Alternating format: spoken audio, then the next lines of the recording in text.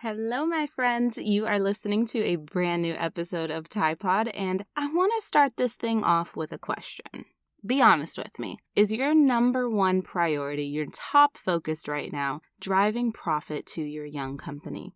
If so, you are not alone. However, it would be wrong of me not to warn you that you could be headed down quite an unfulfilling path. But no worries, today that is going to be one of the big focuses of our chat because we're going to dive into how you can take your business further and make a greater impact by being more intentional with your contribution to our society, the planet, as well as your profit. Cue the triple bottom line approach, okay? So if you have not heard of this, you are in the absolute right place because I'm going to break it all down for you over the next 15 or so minutes. Go ahead, get cozy because we're about to get into it.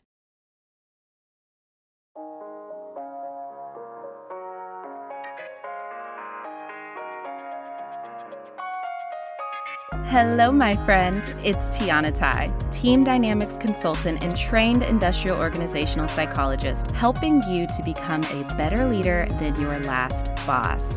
And right now, you are tuning into the go-to podcast for entrepreneurs building and leading teams, hiring, onboarding, management, or maybe you just want some general advice about building your business. Well, let me assure you, you are in the right place. So go ahead, crack open a fresh notebook because you are listening to Tide Pod.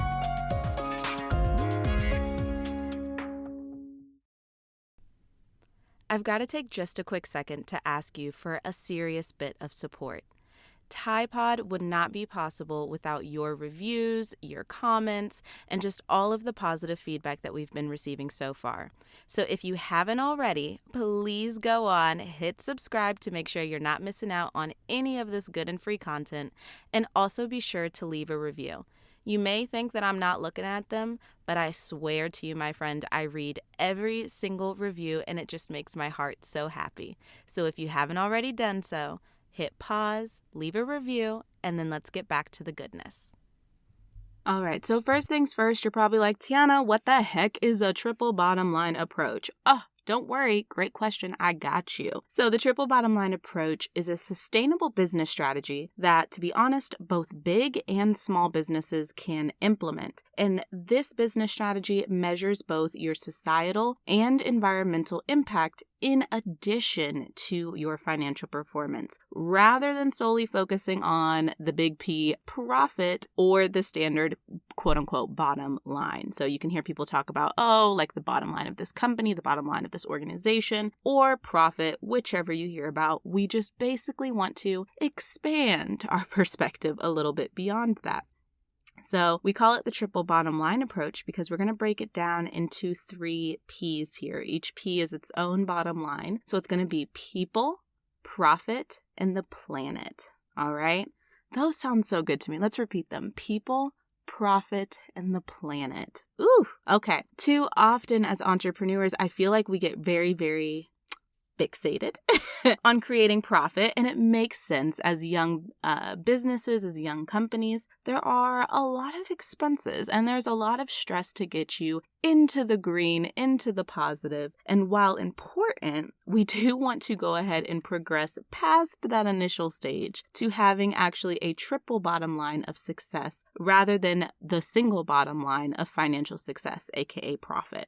Like profit first, LOL. I love that book, by the way. However, let's extend that and let's talk about planet and the people as well. So I know that this can seem kind of idealistic, particularly if you are in the US, very capitalistic society that promotes profit over purpose 9 times out of 10. But I happen to know that the listeners here at Tide Pod, aka you, are a purpose-driven leader. Otherwise, you would not be consuming this content, right? So I know that you are intentional with your company and you have a deep desire to build a business, build a team of people who can drive not only greater profits, but a greater impact overall. And so we're going to talk about how you can really be intentional because you have the power here. You have the power to affect positive change in the world, and your company has the power to do so without solely focusing on that profit, okay? So while it may sound a little too good to be true,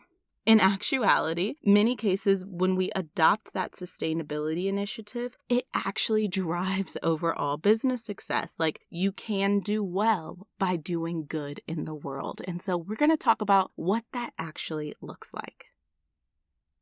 Why don't we just go ahead and get it out of the way? Because the first P is one that we are all familiar with. It's pretty much the first lesson that anyone in business learns, which is profit. What is profit? Very self-explanatory here, but it is the amount spent minus the amount earned, right? So, y'all know the deal. We live in a capitalistic society where we work and we strive for more currency, and our company's success is heavily dependent, or at least society seems to deem it is heavily dependent on its financial performance, aka the profit that it generates for shareholders or just you and your team, right? Money talks, the world revolves around it, we get it, and that's why things like strategic planning initiatives and key business decisions are all carefully designed in order to maximize profit, reduce cost, and mitigate risk. That is just good business, right? We all know this. Now, the only other thing that I'm going to bring up here before we move on to the more interesting P's, the ones that people don't often talk about, is that for the longest time, this profit has been the end-all be-all for companies, right? That is the ultimate yardstick, the ultimate measurement of success. And that mentality is shifting. That's very old school business, and that has a very specific energy, and there is a place for that energy, but there is also a place for much, much more, okay? So if expanding beyond that concept of profit is really intriguing to you, you're going to like this next part, because now we're getting into the other two P's, the ones that are not often talked about, people and the planet. So let's start with people. So people refers to your company's societal impact or commitment to people. And this can be at a macro or a micro level. So whereas traditional corporations' business practices really look at shareholder value as an indicator of success, the more modern approach is to look at every single human being that is impacted by your company. So we're talking clients, customers, employees, or the overall community at large. So a couple of different ways that organizations and companies look at their impact on people. I'm just going to list out a few to give you some context, give you an idea about what this actually looks like. So one is ensuring fair hiring practices that are free from bias and discrimination, encouraging volunteerism in the workplace, forming strategic partnerships with nonprofit organizations that share a common purpose-driven goal, donating to worthwhile causes, establishing training programs for your employees, creating internships to give back to your community by helping young professionals gain experience, creating communities on various social media platforms where it could be Instagram or Clubhouse or Facebook, even Slack, to give back to the community by swapping knowledge and ideas. Could be helping your team members reach their own career and development goals. Literally anything that has to do with helping people, helping someone other than yourself as the leader and CEO. That is what we're talking about here. So those were just a couple of spitball ideas and things that I have seen throughout my career. But they are all wonderful ways that both big and small businesses can commit to people. It's really just up to you to choose the methods that best fit your company.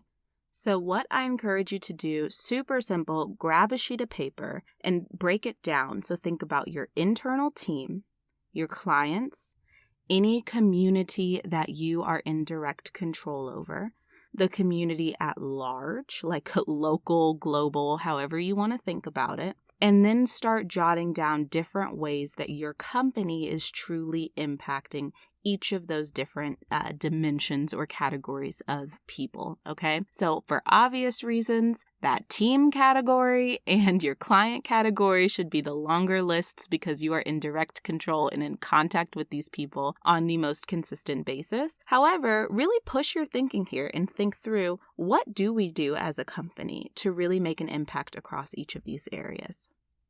Okay, so one quick thing that I have to mention, and I was encouraged to share this, so I am going to share, is people were like, we want to know how Team Ty goes about doing this. So one way that we give back to our community is through this podcast. Dun dun dun dun, right? So this is a platform where we care deeply about providing research-backed practical advice that any business owner can implement absolutely free of charge, right? There are a couple of other ways that I was brainstorming, thinking about how I prioritize giving back to people as a leader. So we also have a Facebook group for IO psychology, people who are pursuing careers in IO psychology.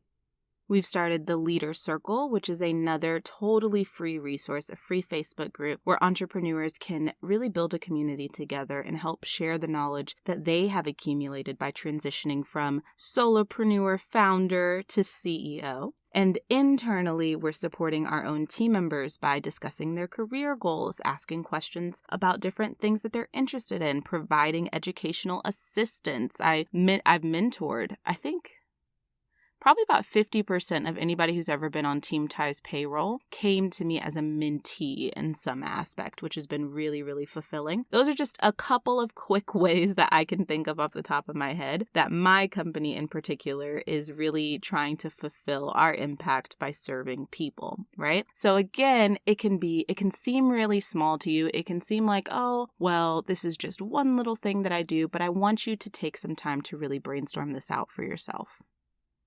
Okay, so let's move on to the final P of the triple bottom line approach. Arguably the hardest one for us as small business owners to kind of wrap our heads around how we impact this, because it is the planet.